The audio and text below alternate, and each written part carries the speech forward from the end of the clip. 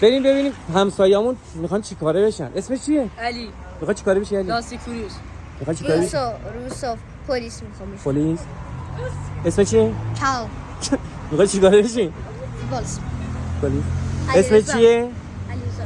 فوتبالیست. بلند. اسمش چیه؟ آرسام. آرسلان میخواد چیکاره بشی؟ نام خوشگل. آرسلان خیلی خوشگل میخنده. اسم تو چی بود؟ سامیان. با اون دو چرخ پدر ما رو در آوردیم. سامیان میخواد چیکاره بشی؟ اتوبوس ران. اتوبوس داشته باشین؟ شوفر میخواد بشی. علی سیبیل راننده کامیون. راننده کامیون. وای. یا اول بعد میخواد چیکاره بشی؟ علی. علی چیکار میخوای بشی؟ میخوام برم دکتر بشم. میخوای بری دکتر شین؟ آفرین.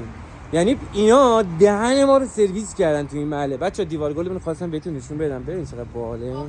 این کار میره برای کیش. علی میخواد چیکاره بشی؟ من دوست دوست